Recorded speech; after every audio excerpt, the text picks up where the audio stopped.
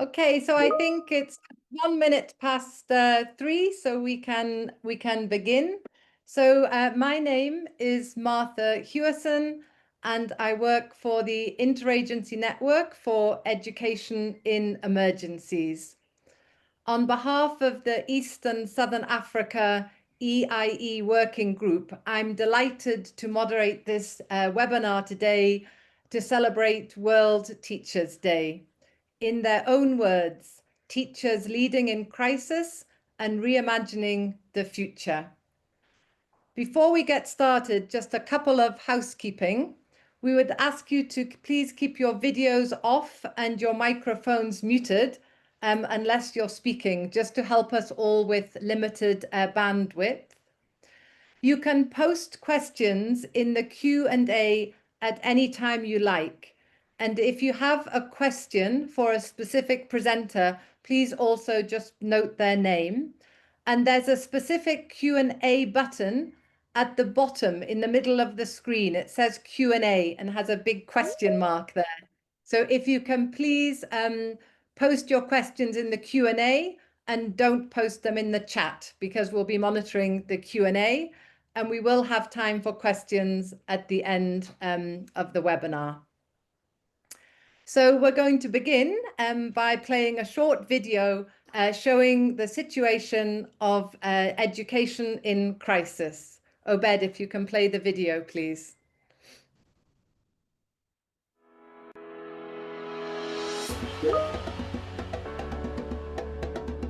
Education is important because it allows you to interact with other nationalities. It can also change your life. Like, for example, you finish your studies, you go and look for a job, which can also help you and your family.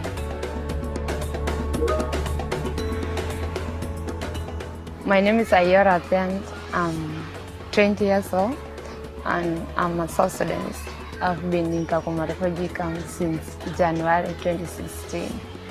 I have only one parent and she's currently in South Sudan. And yes, I have one sibling here with me and he's 17 years old. One day I was told that we are going to move from our place to Kakuma here. It wasn't really easy for us to come or to cope with that life, since we were not familiar with the environment that we were in, and also we were running out of the money, and it actually took us more than 4 days to reach here.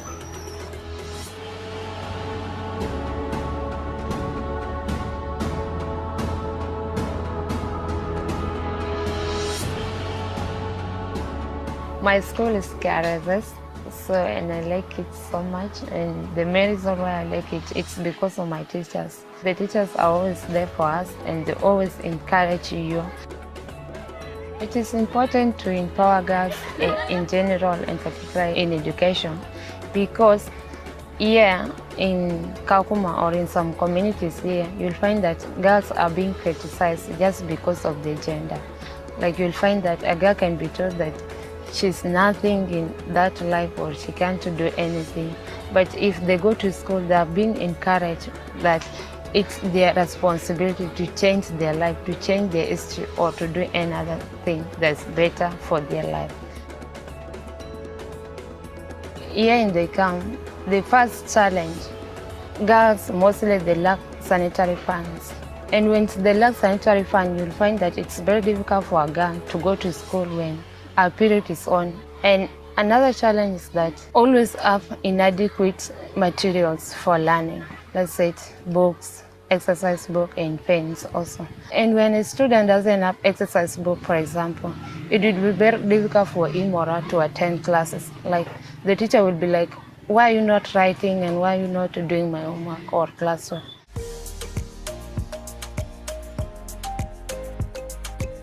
Yeah, in the camp, I can say it.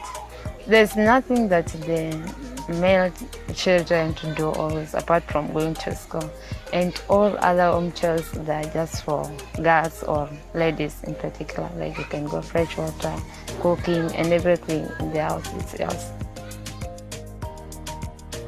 To the girls, the only thing that I can tell them is to always be strong for themselves. If she has not get anything here now, it doesn't mean her life has changed or whatever. Let her just wait for tomorrow or next tomorrow. Maybe that's when God has planned something to do to her. To the JRS, I can actually say thank you for the good thing that you have been doing ever since you opened your program. You have helped me a lot and other brothers of mine and sisters. So may you continue with that work that you are doing, and God will bless you in advance.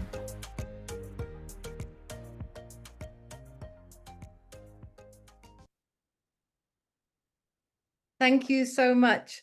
So as we heard, the struggles that girls in particular face in accessing and succeeding in school are so many, but we know that the role that teachers play in supporting learners is absolutely critical. So now I'm delighted to welcome our keynote address speaker, Kennedy Monari. Kennedy, please go ahead. Thank you, Martha. Good afternoon, good morning, distinguished colleagues.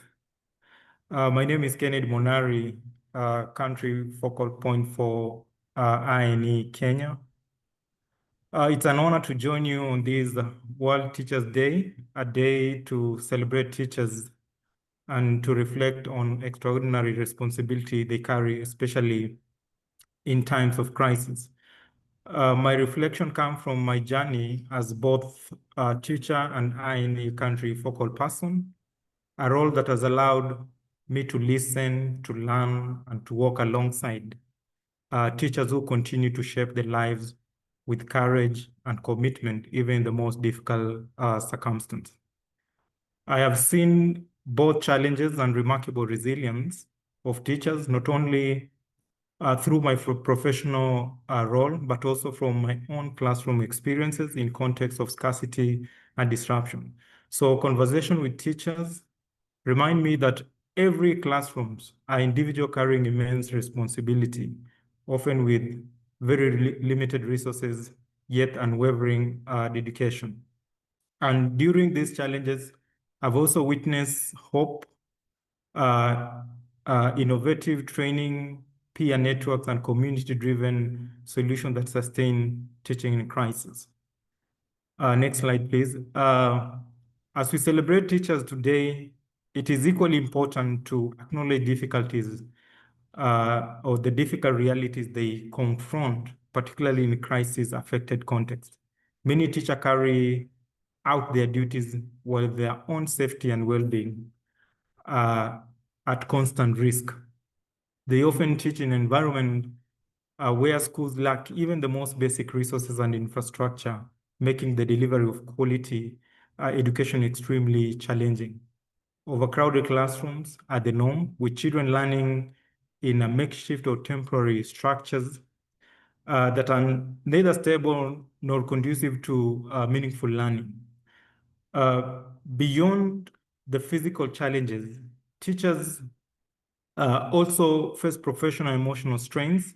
Many receive limited training and support, yet they are expected to respond not only to academic needs, but also to the psychosocial well-being of their students. For female teachers, gender-based challenges are additional burden, and across the board, systemic and policy gaps leave teachers without recognition or protection they deserve. Early childhood teachers make countless sacrifices, yet remain unsung heroes. Through ECD, though ECD often receive little attention, these teachers use their own initiative to provide stability, care, and learning for the youngest and most vulnerable children. Today, we must also acknowledge how climate-related emergencies and climate change are intensifying these challenges. Teachers are increasingly called to adapt in context of drought, floods, displacement, resource scarcity, which increasingly affect delivery of quality education. These challenges are real. I have witnessed them in research, in workshop, and even in my own classroom experience. Yet, what inspires me most is that despite these challenges, teachers continue to show up to teach to nurture hope in the students and in every single day.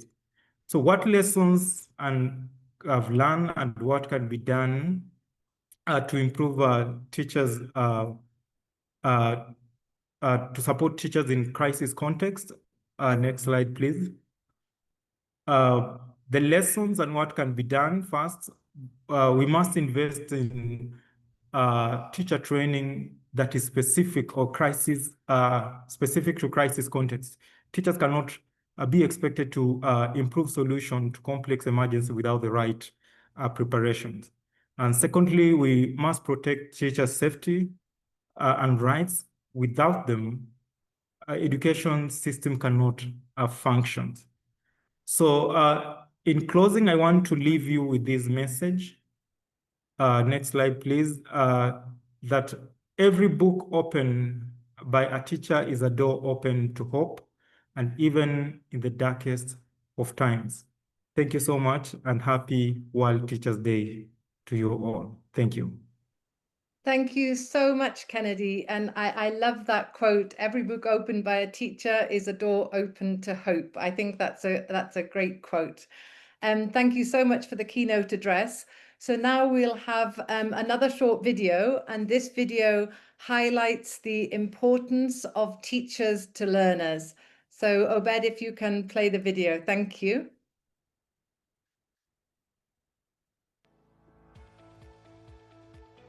My name is Ali Omar Washkala, a student at Vision Secondary School, a refugees living in Kakuma Refugees Camp. I'm Mana Michael, 18 years old, a student in Vision Secondary School in Kakuma Refugee Camp. My name is Nyagwa William, and I'm currently living in Kakuma. Teachers, they are mentors to me. Teachers are guiders.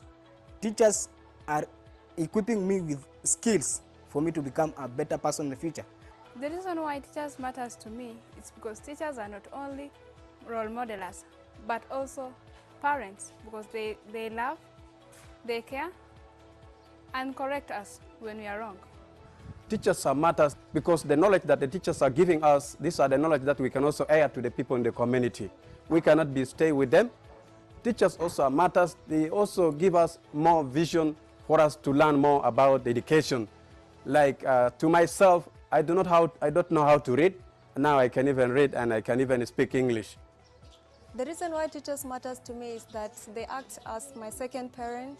When I'm here in school, I don't see my mom or my dad, but they're always here for me whenever I'm going through something or whenever I need help. They always provided for me. Teachers act as stakeholders. They always work with parents, community, and the government to sustain education system in the camp. Teachers bridge the gap. They always deal with students with different abilities, students from different backgrounds, so that no one is left behind in the education system. Teachers are curriculum implementers. They always develop and deliver the correct curriculum to learners so that the learners can get the set educational goals.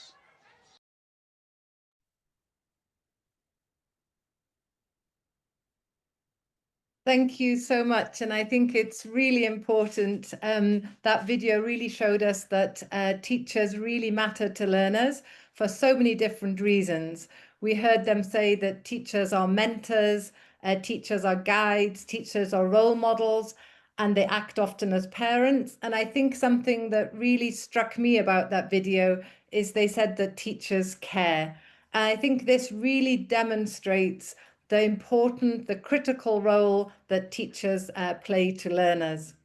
So next, I'm going to hand over to my colleague Katya, who works for UNESCO, and she's going to share some research on teacher management in refugee settings. Thank you, Katya. Thank you so much, Marta, for the introduction. I'm very happy to join these voices here celebrating teachers, particularly teachers in crisis contexts, where they are, as we've heard already, often the beacon of hope for learners, while themselves struggling with the difficulties that these crisis situations bring.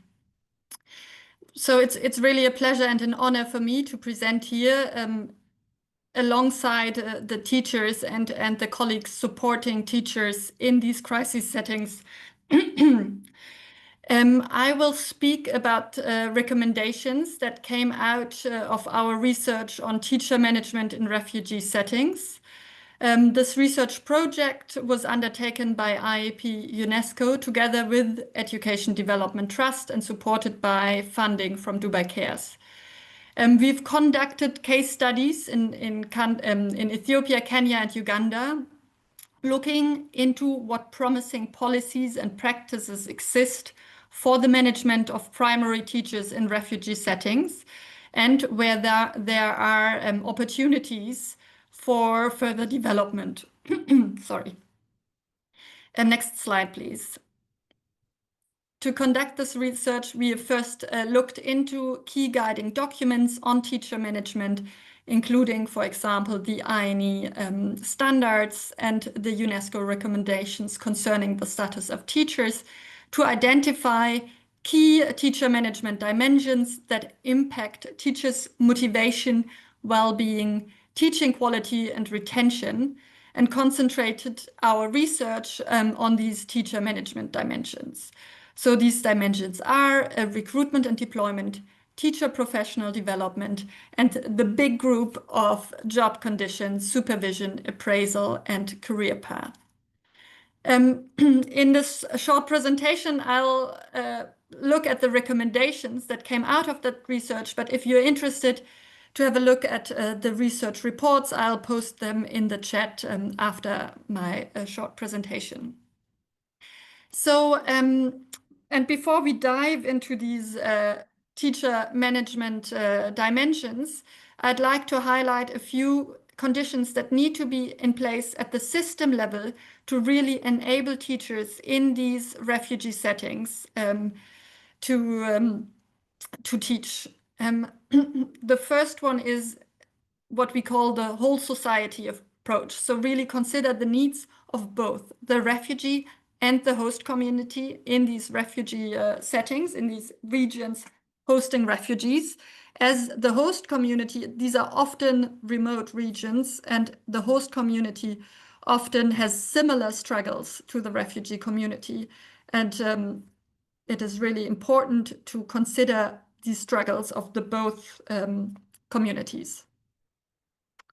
Then a key point, and particularly critical and difficult at the moment, is to ensure long-term financial support from the international community to allow for this long-term planning that is needed to enable teachers to also, for them, have a longer, for example, job security and planning possibilities. The third point is to create an enabling policy environment.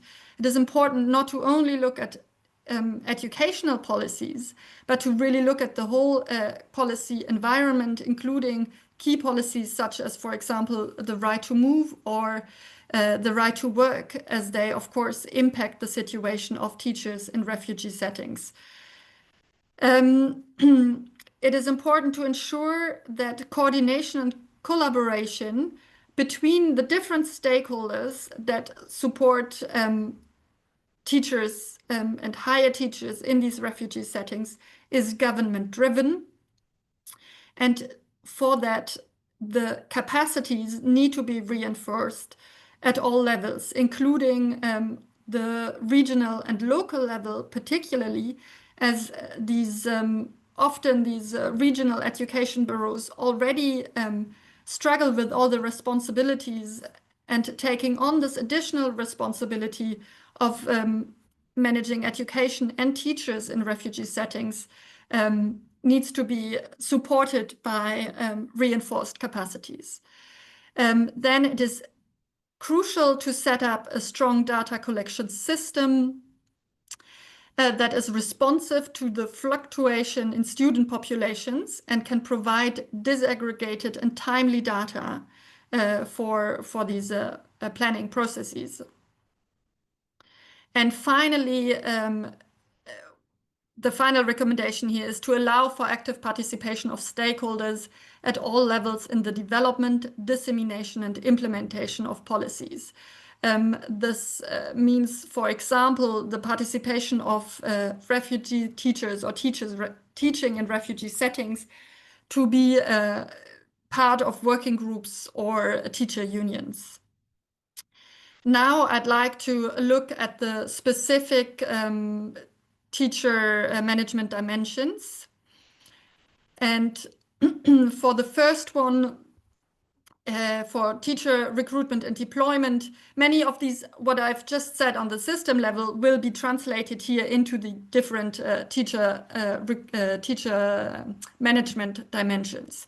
So, for example, that's the case for the first recommendation here for teacher recruitment and deployment. Really take into account or align the recruitment with national standards, even when these teachers are recruited and managed by non-governmental actors, to ensure that in the long run, these teachers can be considered when the government takes over these responsibilities. Then deploy based on needs, and here for, of course, information and data on the subnational, on school level is key.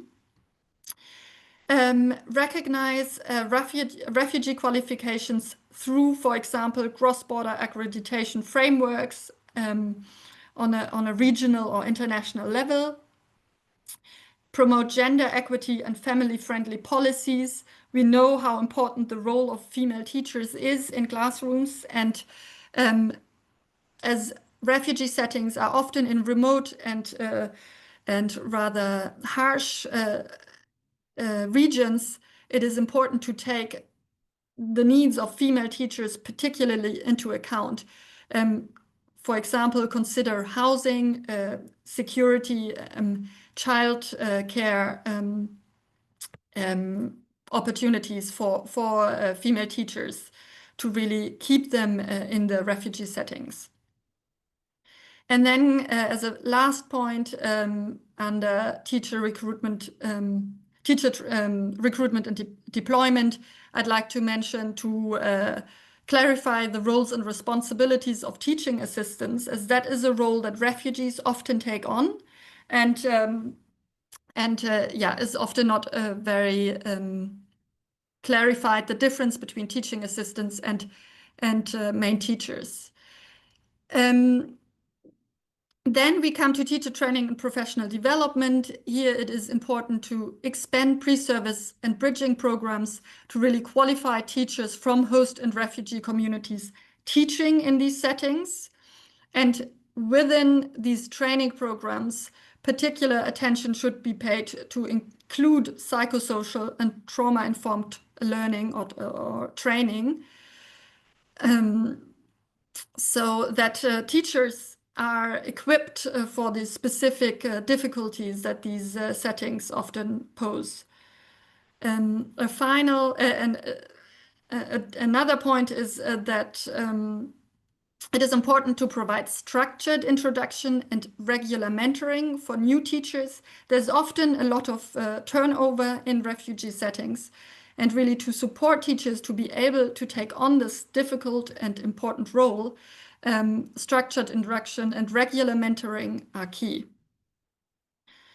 Then in terms of training, it is important to ensure access in these remote areas to professional development, for example, through stipends or satellite campuses. And the final point is to deliver nationally recognized and coordinated trainings that are, again, aligned with government standards to allow for sustainable trainings. Please, next slide. And here we come to this last category. It is, and I mean, the first point is maybe a little bit an obvious one, but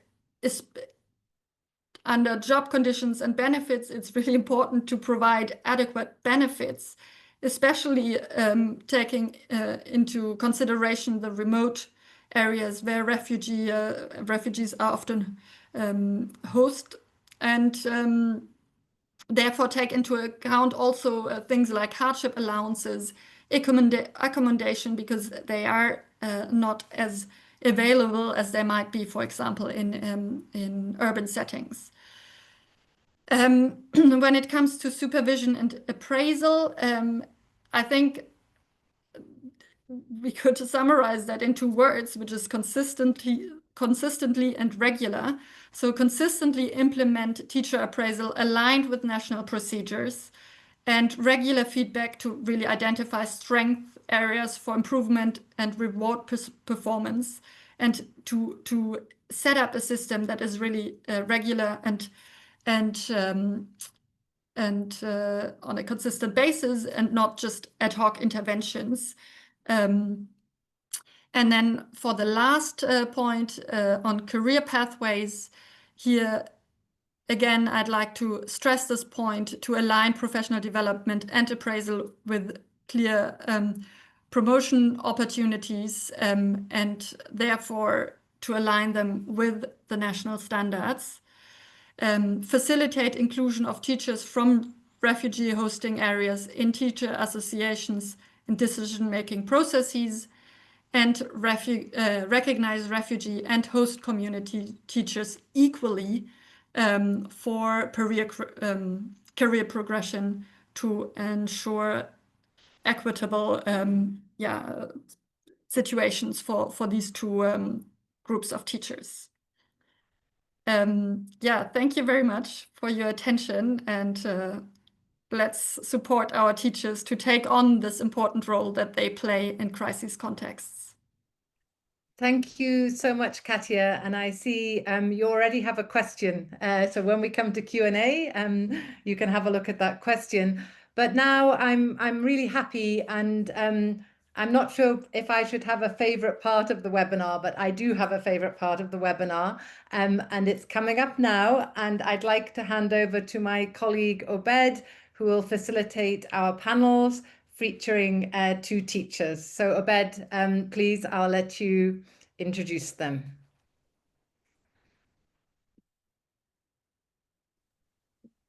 Thank you so much, Martha. To understand why teachers matter and why and how they keep leading in crisis context, we will be joined by 2 teachers, Juma and Valentine, to help us with a discussion to understand further how teachers are leading in crisis. So Juma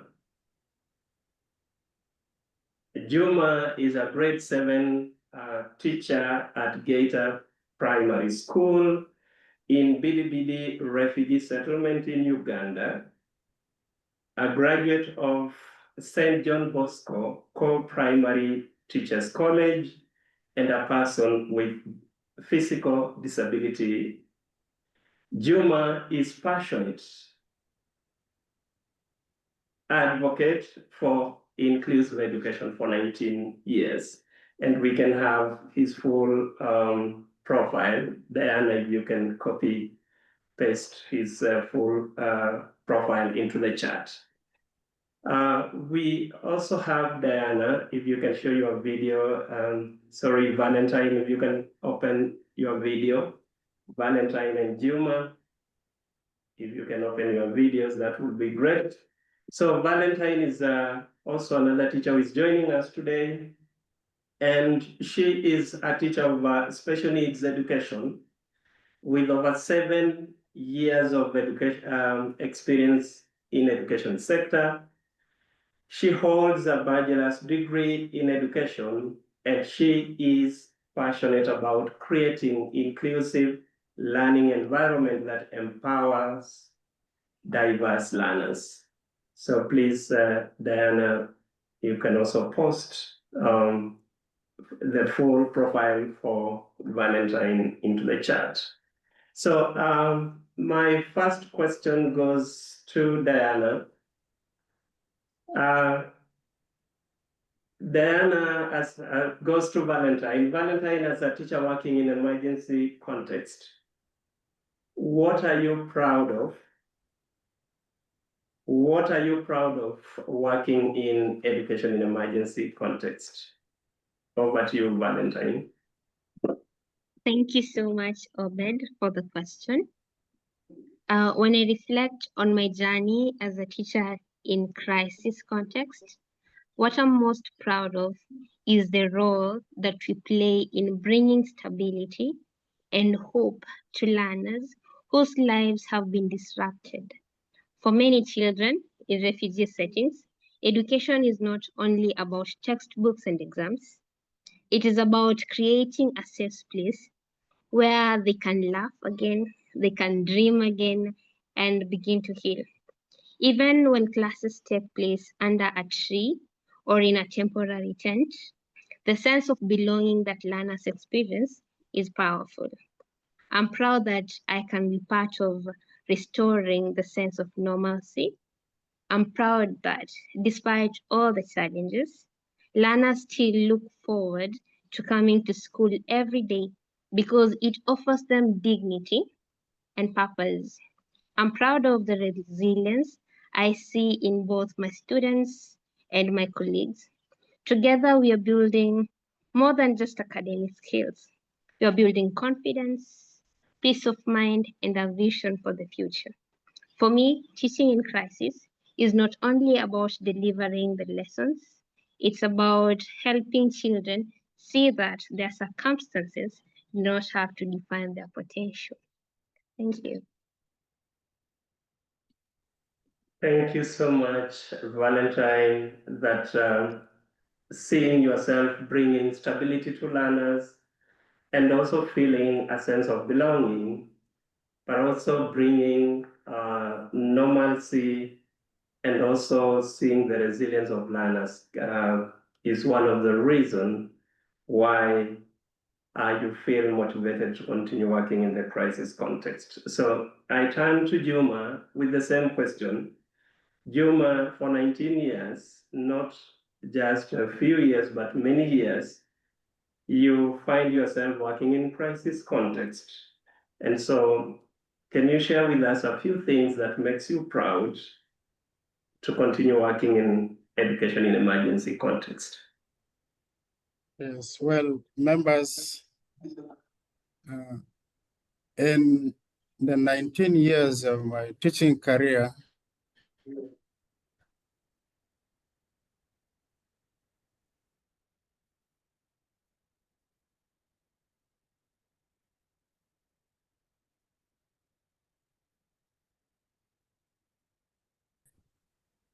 I've over and good citizens. They have been learning through difficulties, and that one I've been instructing learners with the challenges. Despite their challenges, they have been able to become better people, and that one makes me happy. And another issue is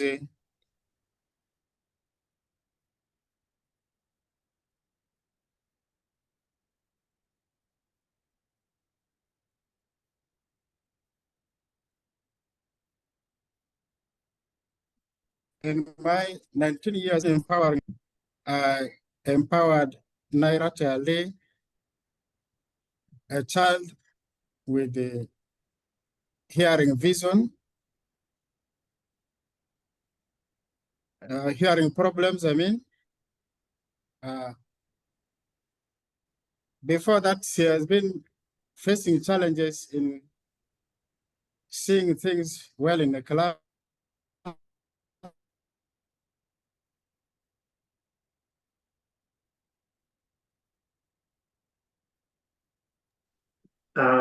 We can try put up our videos and see if we can hear Juma. Seems Juma has challenges with a strong internet. So please, let's turn off the videos and see. Juma, turn off your video so that we see if the internet can be strong.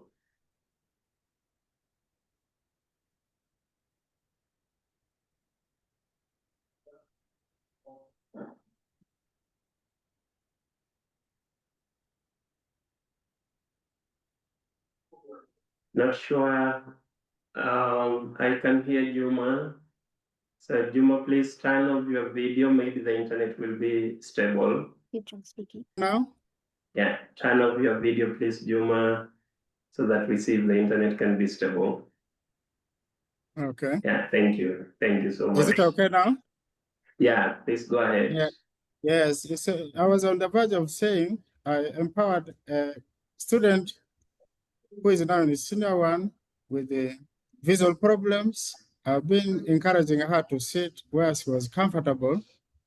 And after that, the lady got support from Humanitarian Inclusion, where she was given eye glasses, where she became comfortable.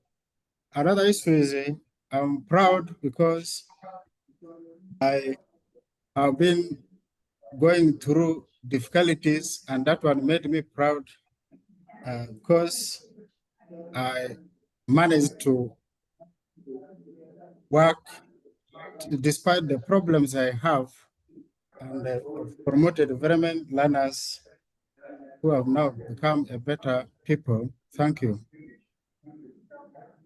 Thank you so much, Juma. And what I'm getting from you is that for 19 years, seeing the lives of learners that you interact with, seeing their lives transform is one thing that makes you proud, but also your personal experience interacting with children who are able differently. Thank you so much. Now, my second question goes to Valentine. Valentine, from the keynote address that we had today, there are many challenges that teachers are facing, but you still stay put. You keep going in education in emergency context.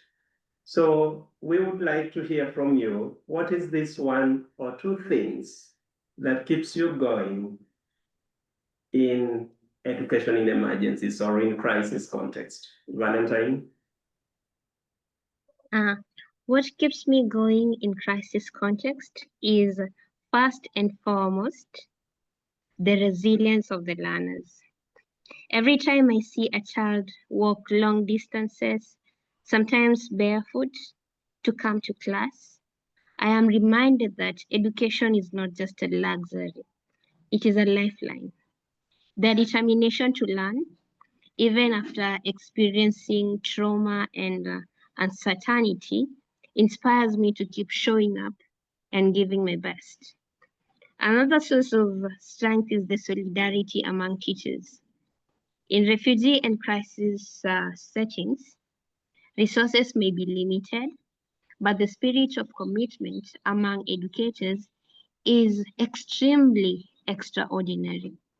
We share the little we have, support one another emotionally, and celebrate even the smallest victories together.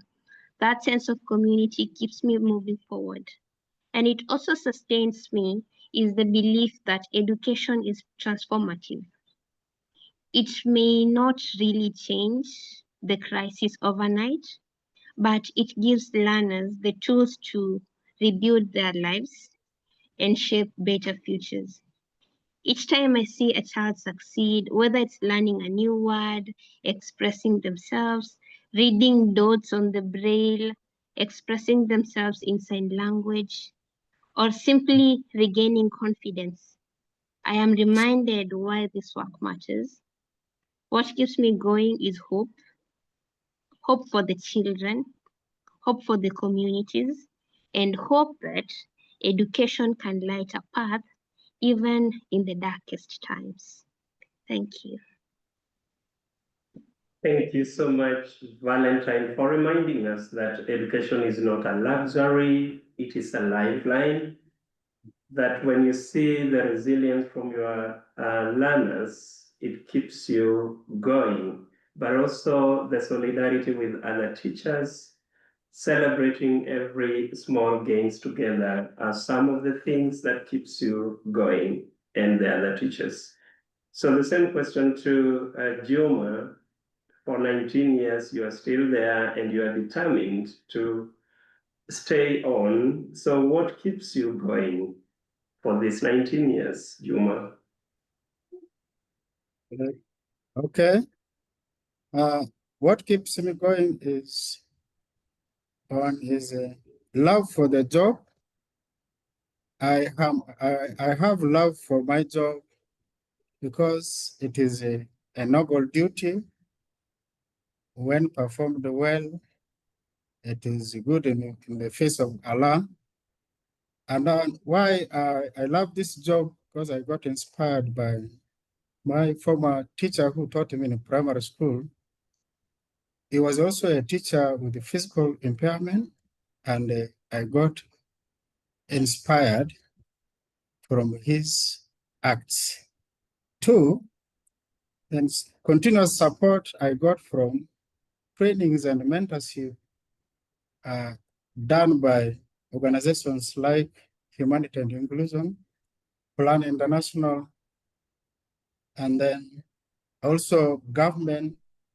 These trainings gave me the necessary skills to help children who have difficulties in life to cope up with their problems and learn and get education. Another one is the courage.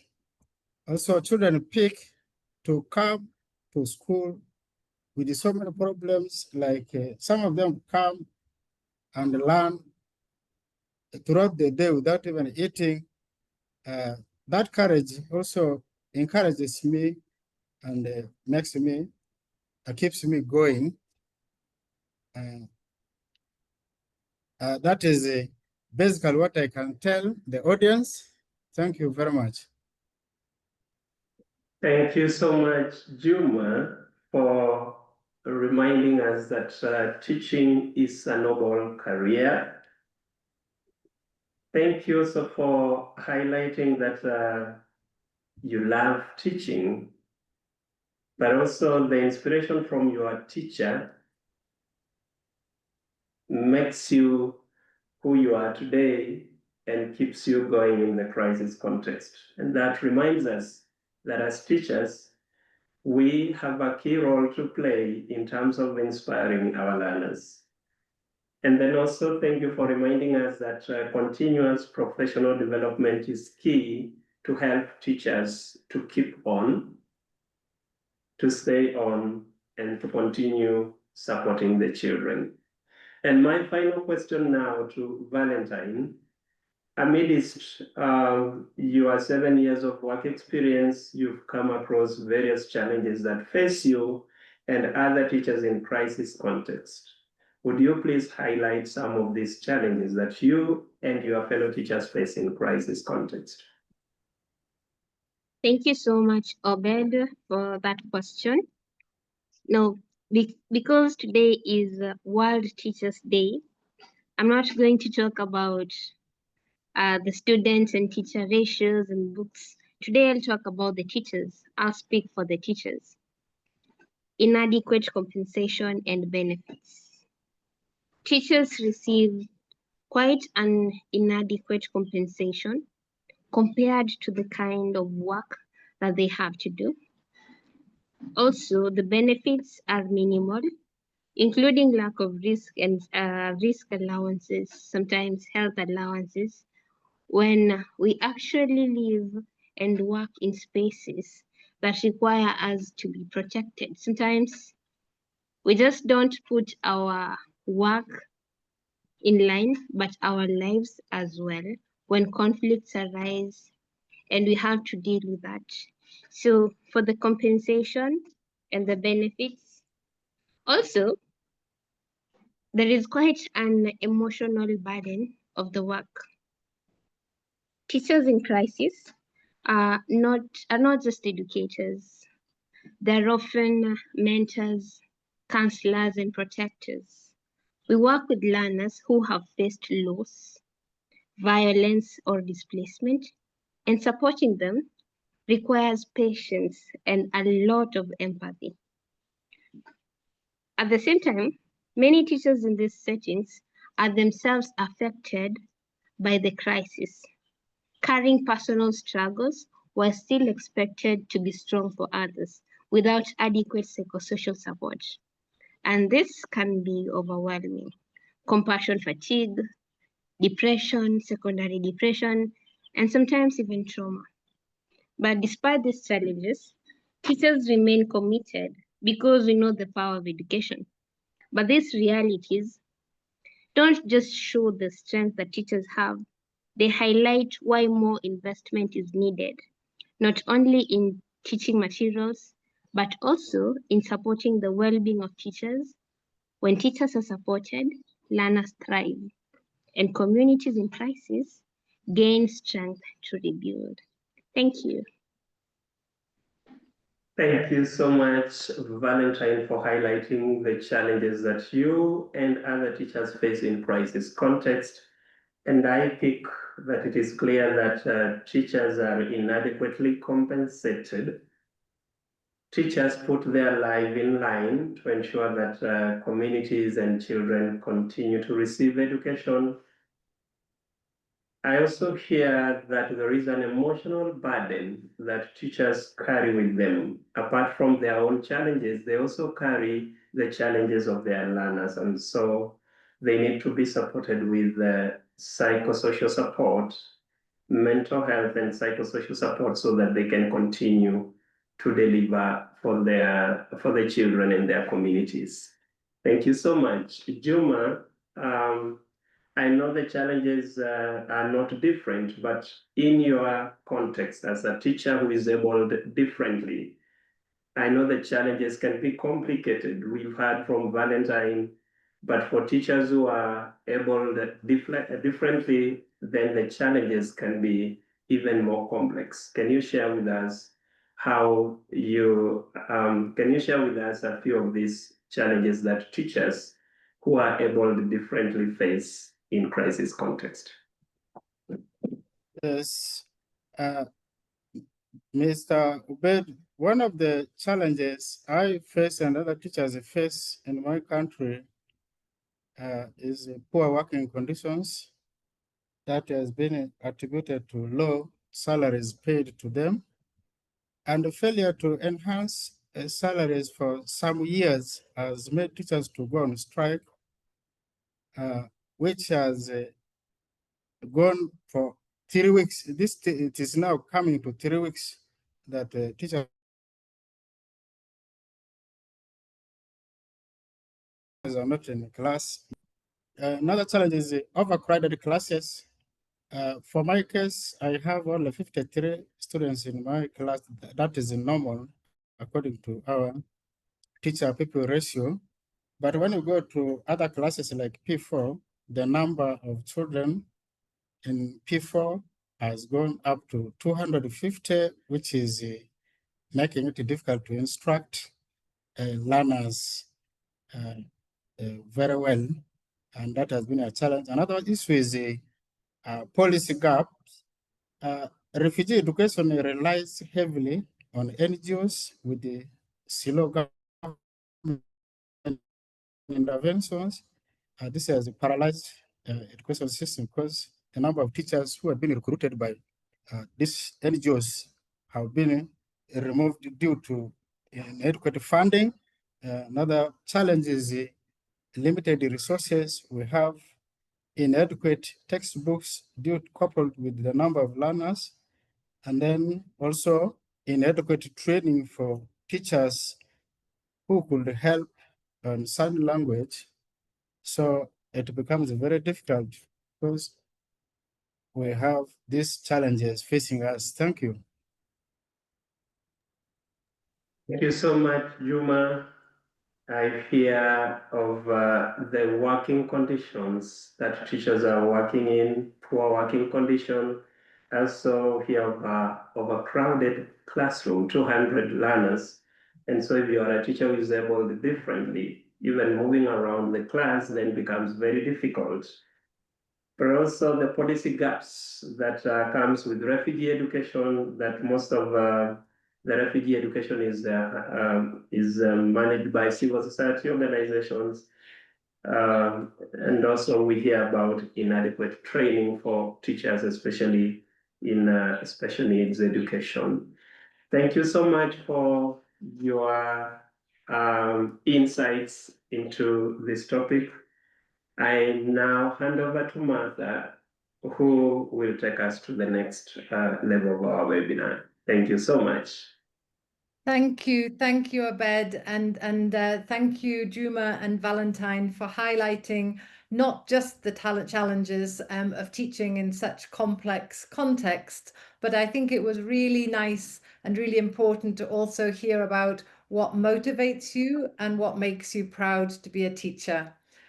So we have about 10 minutes and we have some questions in the Q&A. So I have a question. The first question I have is for Kennedy. Kennedy, a question: could you share any specific innovative ideas that you have managed to come up with to support learners in crisis contexts? So that's for Ken. Yeah, thank you so much for the question. One of the innovative approach that I developed was a community-based reading camp model, which I designed to close the education gap for children of nomadic pastoralists and refugee, a group facing overlapping crises of climate change, displacement, poverty, and marginalization in education. Reading camps are safe, play-based learning spaces where children aged between 3 to 12 engage with reading through storytelling, songs, role play, and culturally relevant activities. So these camps combine basic literacy instruction with fun, developmentally appropriate method, providing a solid foundation for children with little or no access to formal schooling. So the model also integrates family literacy workshop, caregiver training, and peer support networks, strengthening community systems that uphold children learning and well-being. So what makes this model innovative is it's locally rooted and community-led. It's also incorporate culturally sensitive pedagogy and also technology integration. Obed has been instrumental in strengthening the model design and also ensuring its potential for impact and sustainability. Looking ahead, I plan to adapt the model by introducing a play-based robotics and coding education. This will enable refugee learners and climate-displaced children to explore STEM through hands-on challenge, build a real-type prototypes to address the community problems, and also to develop entrepreneurial mindset. Thank you. Well, thank you, Ken. That's really interesting to hear about. And I wanted to ask you, Juma, the same question. If you can give any examples of any innovative ideas that you have come up with in your teaching to support learners or students in the context you work in. Juma.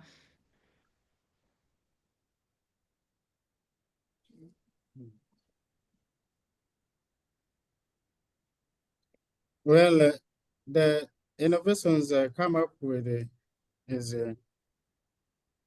making the instructional materials which are inclusive, catering for all the categories of learners in the school, in the class. I mean, that one is from local materials, making the use of the local environment to make these instructional materials which are so inclusive. Thank you. Yeah, thank you, Juma. I mean, that's really important, and I think it's really important that using local materials to make these inclusive teaching and learning materials. So now another question, sorry, for Ken and Valentine, a policy question. Someone has asked, to what extent can we advocate for the integration of qualified refugee teachers into the government system, such as the Service Commission in Kenya, the Teacher Service Commission in Kenya. So to what extent can we advocate for the integration of qualified refugee teachers into the government system? So maybe Valentine, and then I'll hand it over to Ken. Thank you so much for the question about how we can integrate the refugee teachers into the system, the Teacher Service Commission. One of them is recognition of qualification. Some of the teachers who had prior training in their countries of origin can be eligible to have their credentials recognized by bodies like the Kenya National Qualification Authority. And if they equate the studies and their qualification, then that can be possible. Other refugee teachers, especially who did not flee in times of complete crisis, could have even work permits to be here. The UNHCR also provides some skills training. So it makes the teachers, who mostly are the assistant teachers, to be able to teach into our classes. So it makes it easier. Thank you. And also, yeah, thank you. Yeah, no, go ahead. Okay, so we also have the Refugee Consortium of Kenya that provides legal aids and push for policy changes in case others are needed, and very many other NGOs work hand in hand with UNHCR and the government, including Shirika Plan, in dialogues including refugees. Thank you. Thank you, Valentine. And the same question to you, Ken. Thank you for the question. I believe we can and should advocate for the integration of qualified refugees teachers into Kenya's Teacher Service Commission system. But it requires both policy reforms and practical pilots. First, there's a strong legal and policy basis. Kenya's Refugee Act, the Shirika Plan, and the recent Global Refugee Forum commitment already recognize refugee rights to work and the need for the inclusion in national system.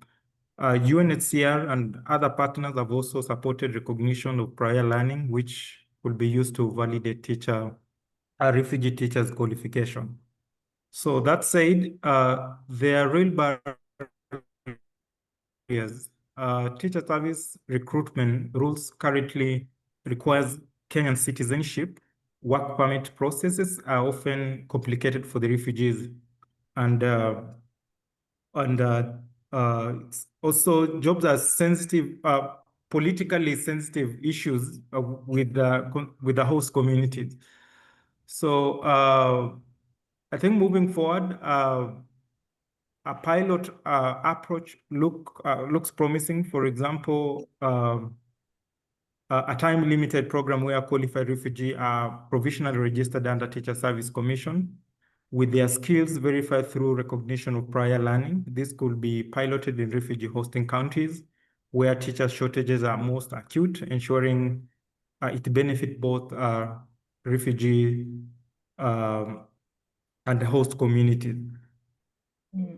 Yes, so I think such pilot will not only strengthen education in underdeserved areas, but also demonstrate that refugee teachers are asset, not burden. If successful, the evidence could then inform permanent regulatory reforms in Kenya. Thank you. Thank you, Kennedy. And now I have a question for Katia. Katia, the person said, thank you for a very relevant presentation, but they would like to know, as the recommendation emphasizes ensuring long-term financial support from the international community, how does this approach account for potential unintended consequences, such as reinforcing aid dependence among teachers and host communities? Yeah, thank you so much for this very important and very difficult question. I think, and I don't have a comprehensive answer. Of course, if I would probably win a big prize, but I'll just give a few elements. I think, today 85% of the world's forcibly displaced people are hosted in low and middle income countries in contexts that are often already facing significant resource constraints. And in this context, our recommendation really wants to emphasize the need for more equitable burden sharing. At a global level, just recognizing this situation already, and wants to call for on the international community really to establish predictable and sustainable financial support mechanisms. I mean, this is of course a key demand that everyone that is in this space asks for. And financial mechanisms that really allow to strengthen the national system and build local capacities in host countries. So really aligning with the government, strengthening the government to, in the long run, take on these responsibilities. As we know, refugees are staying in the host communities for many, many years, and therefore we need sustainable solutions for these situations. So ensuring long-term reliable support for both refugees and host communities. And our recommendation is really just a call on the international community to realize this need for burden sharing in a very difficult context. Yeah. Thank you, Katia. And I think we have time for another question. And this question is to you, Valentine. Again, they say, thank you so much for your presentation. And the question is, what is your experience regarding the policy of recruiting teachers with disabilities in your country? Thank you for that very important question. Now, in Kenya, we have a Teachers Service Commission, that is the TSC. It's a body that's responsible for recruiting teachers, and it has a policy that supports the recruitment of teachers with disabilities that is strongly guided by constitutional provisions on inclusivity and equity. In principle, the policy emphasizes affirmative action to ensure that teachers with disabilities are not discriminated against and are given fair opportunities in employment. On the very positive side, I've seen teachers with disabilities excel and become strong role models for learners. Their presence in schools, and some of the schools include the host community schools that are around, and some other teachers who have qualifications with the TSC are also teaching in the refugee schools who have different disabilities. Their presence in schools has quite challenged stereotypes and promotes inclusivity. However, sometimes they could have issues with accessibility during interviews. Thank you. Thank you. So we've come to the end of our Q&A, but thank you so much. And there were lots of questions around sharing of the presentation, sharing of the research, Katia, and sharing of the videos. So I'd just like to say, yes, we'll be sharing all of these. If you registered for the webinar, you'll receive a mail from INEE and it will have all the resources. So now we're just going to coming to the end of our webinar, and I would like to hand over to Paula Bock from Plan in South Sudan, who will highlight our call to action. Thank you. Paul.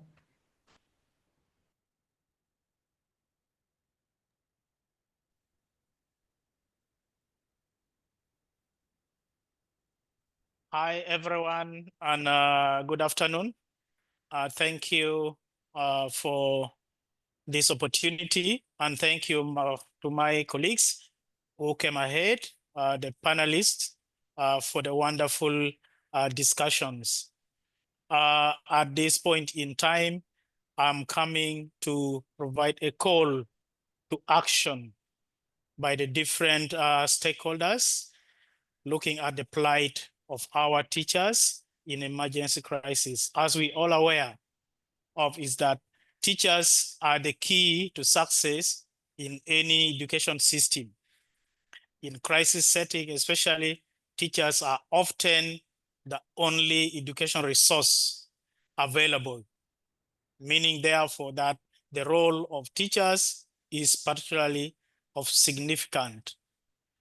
Teachers provide continuity, teachers provide a sense of normalcy, teachers provide protection and socio-emotional support to crisis-affected children. They act like facilitators, mentors, and guides who shape the future of these children. Unfortunately, little is known about these unsung heroes, right? Who serve these crisis-affected vulnerable refugees, IDPs, and host communities, children who are caught in crisis. On this occasion of commemorating this year's International Teachers' Day, it's an honor for me on behalf of this group to be making a passionate call and appeal to governments, international humanitarian community, including the donors, the UN, the NGOs, and then the civil societies, so as to address the plight of the teachers serving in crisis contexts. The first call is based on the fact that in most crisis contexts, like conflict-induced crises, which trigger mass refugee movement across national borders, IDPs influx within the territories, teachers, most times being the first responders, and the only education resource in emergencies context, they lack the necessary training and professional competencies to deliver their lessons. In emergencies and crisis contexts, only less than 40% of teachers are having the required competency. It's therefore our call to invest in robust teacher training and continuous professional development tailored to the crisis settings. As said by other colleagues, during crisis, teachers' physical safety and well-being is always greatly compromised. We appreciate thousands of teachers have been caught up in conflict zones. Many have been killed. Many have been maimed. Many have been abducted or forcibly enlisted to fight alongside the fighters. It is therefore our call to safeguard teachers' rights and ensure that their safety in crisis context is guaranteed. Moving on, teachers in crisis contexts normally operate with very limited or no education resources and infrastructure. Thousands of schools are either closed or being used as displacement shelters in many countries, including Sudan here. There is a limitation of teaching learning materials like textbooks, teachers' guides, and other teaching materials. Teachers operate in overcrowded classrooms of more than 100 learners per teacher in a class. There's inadequate gender disaggregated facilities, especially for female teachers. It's therefore our call to provide adequate and context-appropriate teaching and learning resources in conducive and inclusive learning environment to enable effective education delivery in emergencies. Our next call dwells around the well-being of teachers. We appreciate that by constantly being exposed to pressures and trauma witnessed during the crisis, like my colleague said earlier on, teachers' psychological well-being is always greatly compromised, calling upon actors to prioritize teachers' well-being by ensuring adequate access to mental health and psychosocial support for our unsung heroes. On another note, we appreciate that over 95% of our teachers operating actually in context environment are normally poorly remunerated. Some go without pay and they volunteer. Those that are paid peanuts, very small, which is non-commensurate to what they deserve. And even the little pay most times is delayed. So we are calling upon key stakeholders mentioned above to prioritize fair and timely remuneration of teachers that promotes their job security and well-being. And lastly, there are policy and systems gaps when it comes to teachers in emergencies context. For example, we talk of recruitment policy for refugee teachers. Colleagues during the discussions have talked about it. Policies around remuneration, policies around the teachers' rights, trainings for refugee teachers.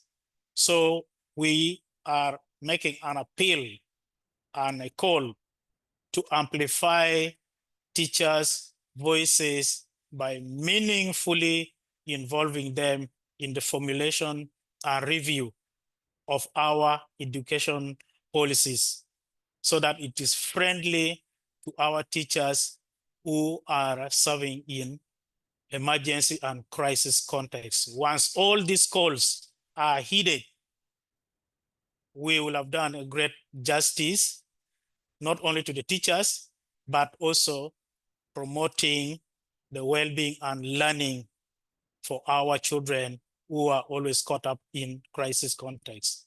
Thank you for listening. Thank you. Bye. Thank you so much, Paul. Really powerful and important messages.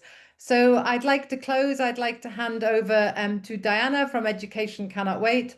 Diana Burunji Nelson, Chief of Education. Diana, please, for closing remarks. Thank you. Thank you so much, Martha. Good morning, good afternoon, everyone. As Martha said, my name is Diana Burunji Nelson, and I'm the Chief of Education at Education Cannot Wait, which is a global fund for EIEPC within the UN system. Thank you all for joining us today, and thank you especially to INEE and the Regional East and Southern African EIE Working Group for creating this vital space. My gosh, I'm like Martha, I don't know if I'm supposed to have a favorite session, but hearing the powerful testimonials we've all had today underscores the immense challenges faced and the extraordinary resilience of those who meet them, teachers. I want to offer a deep and heartfelt thank you to the teacher leaders who shared those stories. Your truth is indeed our mandate. As a parent and a teacher trainer, I know that teaching is tough. I think we can all agree to that. Teaching in crisis and conflict is really, really tough, but also really, really important to all the work that we do. We cannot ignore the realities that have been shared by our colleagues today and others that are not here. Amidst unprecedented funding cuts that we are dealing with globally, and the scaling down of operations or some offices closing and the pressures on the education sector continues. This is not new to this sector. We continue to struggle with funding. Yet, in the face of all that instability, teachers remain the backbone of education and EIE resilience specifically. Your role and the role of teachers extends far beyond syllabuses and curriculums, as we've had. Teachers care, teachers act as parents, teachers are there. These testimonials have been shared by not just students, but also teachers themselves. For traumatized learners, the teacher is the most consistent voice, the voice of care, compassion, and life-saving messages that are shared in the classroom and even in the wider community. Teachers are essential. You're an essential anchor, ensuring that learning continues. As we affirm education as the pathway to resilience and opportunity for especially forcibly displaced communities, keeping the flame alive is critical, and teachers are literally investing in the human development and stability of nations. So thank you. World Teachers Day, I think, reminds us to recognize this indispensable role that teachers play, but also recognition is hollow without resources. We've heard that teachers are not paid well, and even where they are paid, it's not regular. These professionals persevere amidst limited support, often without adequate pay or reward. Our commitment at ECW is clear. We must strengthen our advocacy voice and fight to ensure that those unsung heroes, as many of you have said today, are properly recognized, rewarded, and crucially resourced. This is why teachers remain a core priority in our current and the next strategic plan. To every teacher working today, often as the sole remaining voice of stability, thank you. You are the leaders reimagining the future. We salute your dedication and we promise to stand with you. Finally, a huge thanks to the panelists, Valentina and Juma, Ken for the keynote, and Paul for the call to action, as well as to our colleagues at UNESCO and GRS for the videos and presentation. Thank you, Martha, for facilitating all of this. And it's been an absolute pleasure being here with you today. Thank you, and over to you, ma'am. Great, thank you, Diana. So just to say, we're wrapping up now, but the recording of this web event and all the related presentations will be posted on the INEE site. And as long as you registered, you will receive it by mail. And I just want to say again to everybody, thank you, but to Juma, Valentine and Ken, you do such important work. And please know that you are so appreciated and so valued. And happy World Teachers Day to everybody. Thank you for joining us, and bye-bye.